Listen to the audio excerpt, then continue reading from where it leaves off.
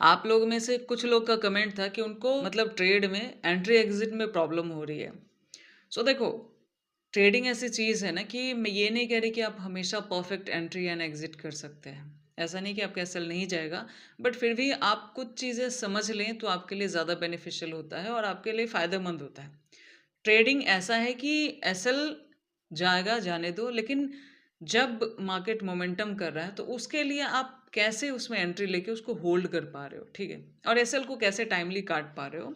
Both things trading में चलती रहती है। ट्रेडिंग इस वीडियो में मैं ये नहीं कह रही कि आपका एसएल बिल्कुल नहीं जाएगा, बट फिर भी अगर आप इस प्राइस को और कुछ लॉजिक, साइकोलॉजी, बहुत सारी चीज़ें कंबाइन करके जब हम ट्रेड में चलते हैं ना, देन हमारी एंट्री एग्जिट काफ़ी हद तक सुधर जाती है।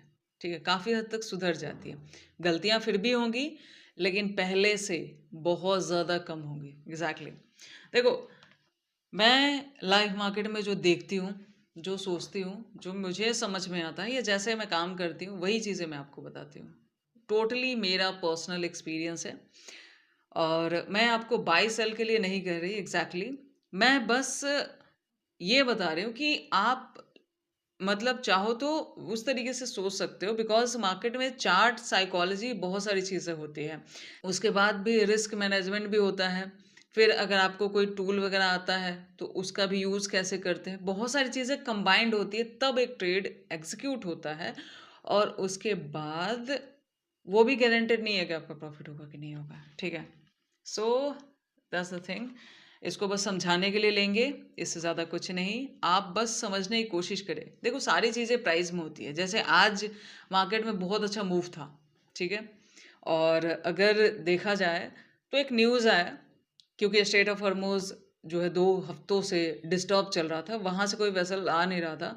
अभी हमारा एक शिपमेंट वहाँ से रिलीज़ हुआ और इंडिया में अराइव हुआ है।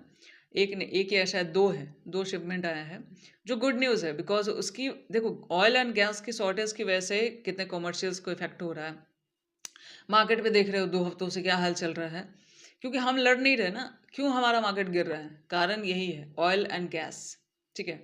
ऑयल से इकोनॉमी का पहिया चलता है भाई। हम लोग ट्रांसपोर्टेशन में क्या ज़्यादातर यूज़ कर रहे हैं, बैटरी कितनी ही यूज़ हो रही है। सो इसको हमें हल्के में लेके नहीं चल सकते।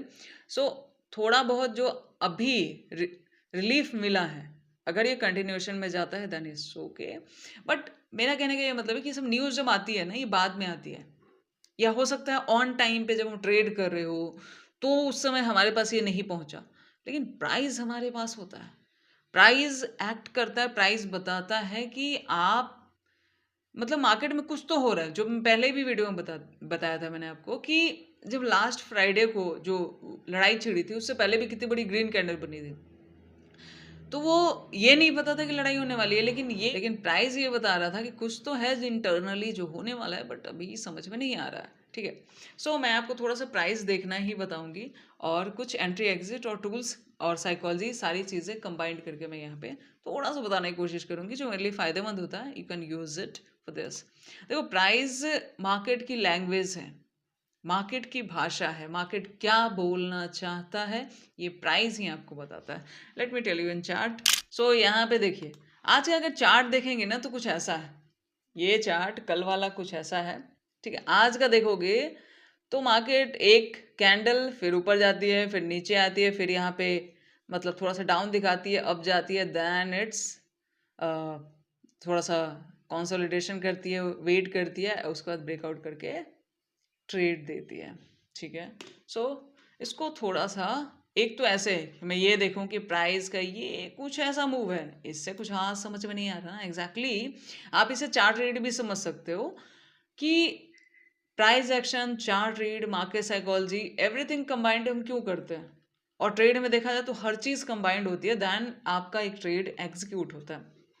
सो देखो, फर्स्टली जो लोग पहली बार देख रहे हैं उनको बता दो कि अगर इंट्रा की बात करें तो मैं हमेशा एक बात कहती हूँ कि देखो भाई, ये जो टाइमिंग होता है ना 9:15 से लेकर 9:45, ये मेरे लिए कभी बहुत ज़्यादा बेनिफिशियल नहीं रहा है उसका। तो ये जो आधा घंटा होता है ना, 30 मिनट, ये मैं ज़्यादातर टाइम पे वेट करना मार्केट में पसंद करती हूँ।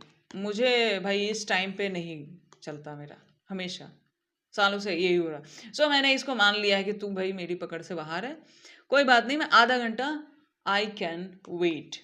नो प्रॉब्लम, वेट कर सकते हैं, ठीक है। और दूसरा सेल ऑन राइज का ही व्यू था देखा जाए तो।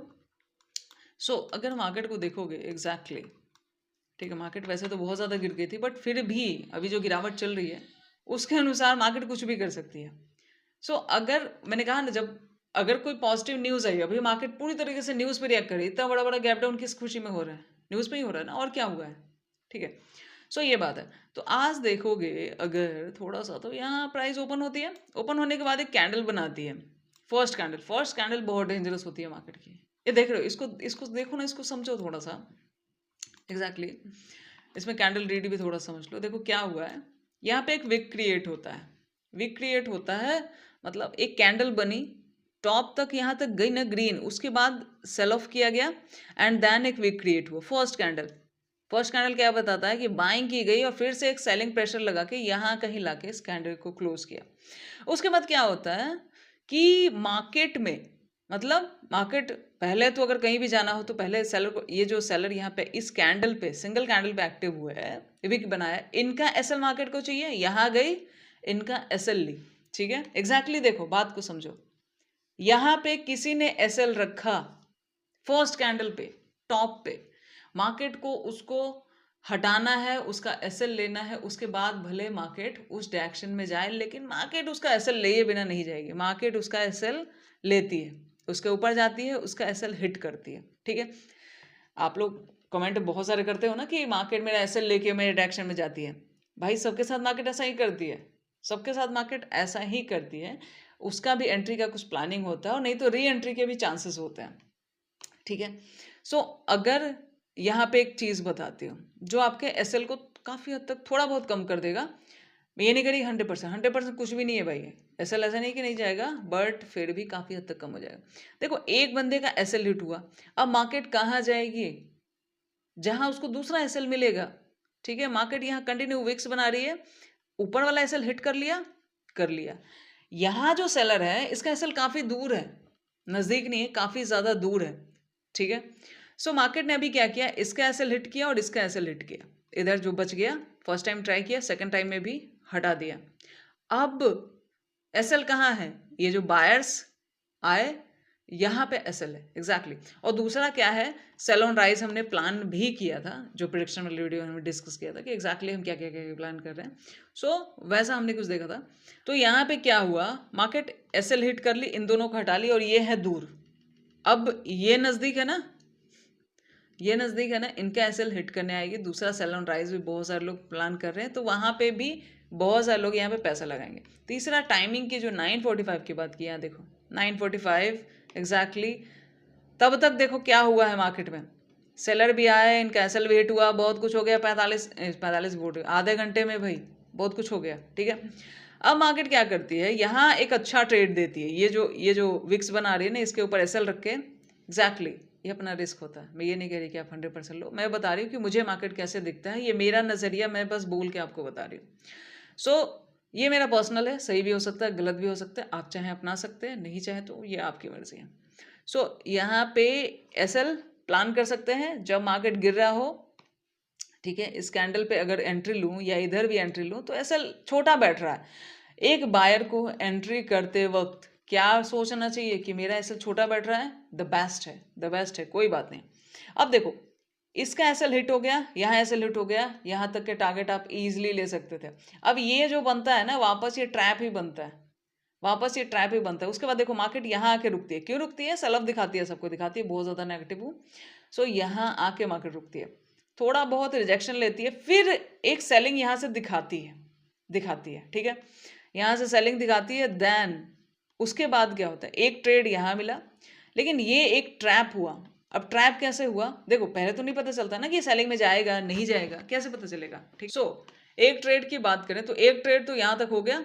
अब हम सेकंड ट्रेड की बात कर लेते हैं। सेकंड ट्रेड में देखो क्या होता है, जब यहाँ से वापस आया ना, इस डायरेक्शन में भी पुट साइड बहुत सारा ने लिया होगा, बट मार्केट घुमा के इनका एसएल हिट कर लेती है।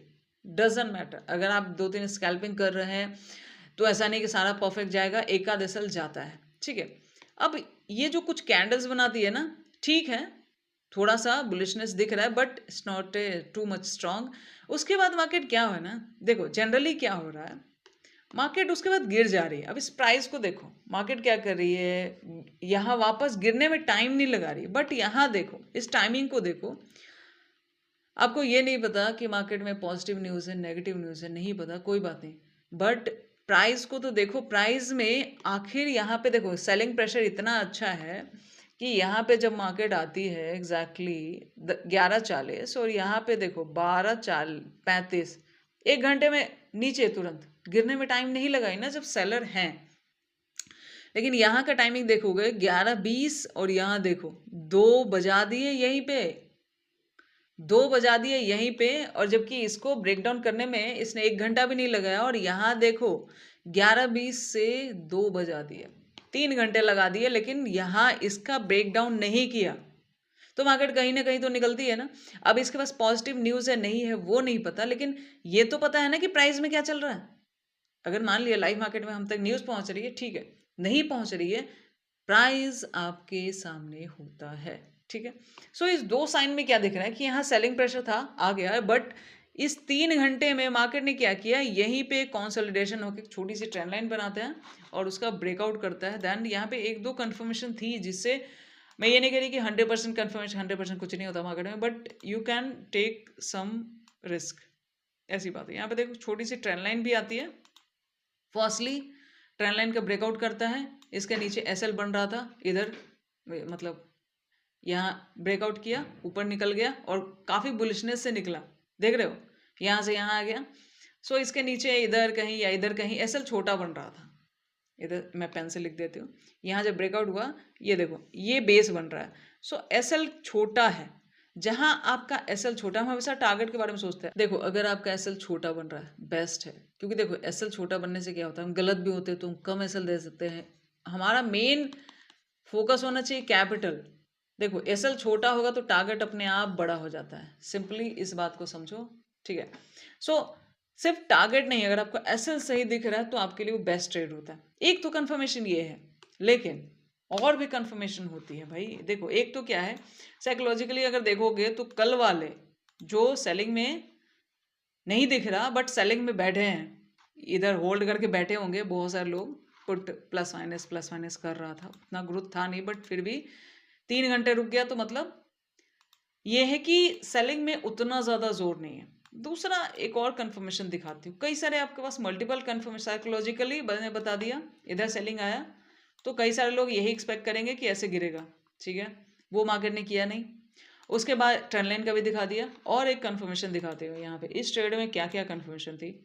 अगर आप फिबोनाची ड्रॉ करोगे, मैंने आपको फिबोनाची की वीडियो में बहुत बार बताया है, यहाँ पे देखो ये जो 0.5 होता है ना, मार्केट ने इसका ब्रेकडाउन नहीं किया है, ठीक है, बहुत ज़्यादा इंपॉर्टेंट जोन होता है। मार्केट ऊपर जाती है फिबोनाची के 0.5 पे कितनी देर वेट करती है, उसके बाद एक रैली देती है, उसके बाद एक रैली देती है और यहाँ तक आती है। अब भाई यहाँ तक लो या यहाँ तक लो, जहाँ तक लो, it's up to you, but ये कंफर्मेशन बहुत ज़्यादा था। दूसरा क्या था कि 0.5 के नीचे आपका छोटा सा एसएल बन रहा था। अगर कोई इस जगह पे एंट्री ले, ट्रेंड लाइन बेस पे ले तो इधर एंट्री बन रही थी, अगर फिबोनाची बेस पे ले तो ज़्यादा बेस में एंट्री बन रही थी और छोटा एसएल जा रहा था, जो इसके एकदम देख रहे हो बेस के नीचे था। सो फिबोनाची के 0.5 के नीचे आता आप एसएल निकाल सकते थे और उसके अलावा इसको कंटिन्यूशन में जा सकते थे। देखो प्राइस समझना और टूल का कब कैसे इस्तेमाल करना है, प्राइस की एक लैंग्वेज होती है, जैसे हम किसी से बात करते हैं ना, सिमिलर चीज़ प्राइस के साथ होता है। प्राइस हमें बहुत सारी चीज़ें बता रहा होता है, ठीक है। जैसे प्राइस ये बता रहा है कि 1 घंटे में मैं गिर रहा हूँ, भाई मेरे पास सेलर हैं, वो सेल कर रहे हैं, लेकिन प्राइस यहाँ कह रहा है कि 3 घंटे हो गए मैं गिर नहीं पा रहा हूँ, सेलर कमज़ोर है, तो कौन एक्टिव होगा? एक पलड़ा कमज़ोर होगा तो दूसरा एक्टिव होगा, या तो ये इधर वॉलाटाइल हो जाए या बुलिशनेस आ जाए, ठीक है। तो वो तो थोड़ा बहुत रिस्क तो लेना ही पड़ता है। दूसरा कंफर्मेशन ये था कि यहाँ देखो 0.2, फिफ्थ का 0.2 का भी ब्रेकआउट कर दिया। अगर इसको ज़्यादातर वॉलेटिलिटी करना होता ना तो इस जोन में रह जाता, ये जो जोन था फेब का 0.2 और 0.5 के बीच में रह जाता, ठीक है। सो फिबोनाची का भी कंफर्मेशन था, तो मल्टीपल कंफर्मेशन यहाँ पे इस ट्रेड के लिए मिल रहे थे। That's a good trade and ठीक है, अच्छा था। और कल एक्सपायरी है भाई, ध्यान से देखो, मुझे जो समझ आता है मैं बताने की कोशिश करती हूँ।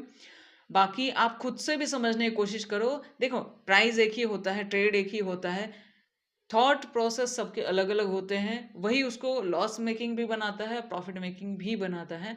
तो उस थॉट प्रोसेस को चेंज करने के लिए हमें इसको समझना होगा। हमारे दिमाग को सेकेंडरी रख के मार्केट की लैंग्वेज को अगर हम प्राइमरी रखते हैं, देन ये वर्क करता है, ठीक है? सो इस वीडियो को यहीं बंद करते हैं। All the best.